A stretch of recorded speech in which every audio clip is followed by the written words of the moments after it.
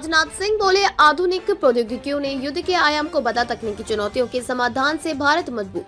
रक्षा मंत्री राजनाथ सिंह ने शुक्रवार को कहा कि अत्याधुनिक और अग्रणी प्रौद्योगिकियों ने युद्ध के आयाम को बदल दिया है। इनके कारण आधुनिक युद्ध की मारक क्षमता में अप्रत्याशित वृद्धि हो रही है।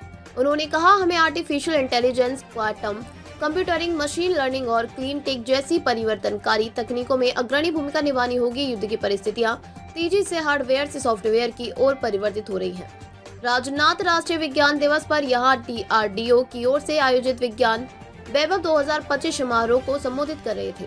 उन्होंने युवाओं से वैज्ञानिक सोच विकसित करने और सरकार के प्रयासों से देश में स्थापित किए जा रहे अंतर्राष्ट्रीय स्तर पर प्रतिस्पर्धा बुनियादी ढांचे का सर्वोत्तम उपयोग करने का आह्वान किया, ताकि अग्रणी प्रौद्योगिकियों में उत्कृष्टता हासिल की जा सके। रक्षा मंत्री ने कहा, यदि भारत के पास महत्वपूर्ण तकनीकी चुनौतियों का समाधान है तो देश प्रतिकूल परिस्थितियों में भी मजबूत और सुरक्षित रह सकता है। हमारे युवाओं को वैज्ञानिक दृष्टिकोण अपनाते हुए सामान्य से आगे जाने का प्रयास करना चाहिए। उन्होंने पूर्व राष्ट्रपति डॉक्टर APJ अब्दुल कलाम के शब्दों को याद किया, जिसमें उन्होंने कहा था कि विज्ञान मानवता के लिए सुंदर उपहार है। हमें इसे विकृत नहीं करना चाहिए, बल्कि समाज की बेहतरी के लिए इसका उपयोग करना चाहिए। उन्होंने कहा कि प्रधानमंत्री नरेंद्र मोदी के नेतृत्व में केंद्र सरकार लोगों के कल्याण के लिए आधुनिक प्रौद्योगिकी का उपयोग करने को प्रतिबद्ध है। हाइपरसोनिक एंटी-शिप मिसाइल टीम को किया सम्मानित।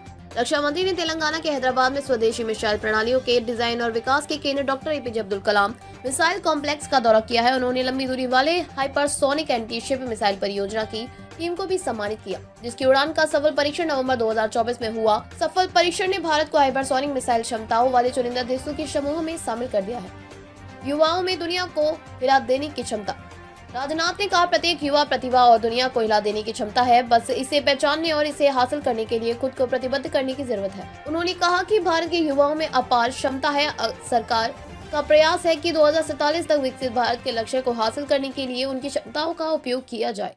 कोई भी बच्चा अच्छी शिक्षा से वंचित न रहे। रक्षा मंत्री ने कहा कि यह सुनिश्चित करना केंद्र और राज्यों की संयुक्त जिम्मेदारी है कि हमारी भावी पीढ़ी को सर्वोच्चतम शिक्षा मिले और कोई भी बच्चा अच्छी शिक्षा से वंचित न रहे। उन्होंने कहा कि नई दिशा नीति NEP ने फील्ड वर्क, प्रैक्टिकल और अनुसंधान जैसे गतिशील तत्वों को शामिल करके हमारी शिक्षा प्रणाली की प्रकृति में बड़ा बदलाव किया है।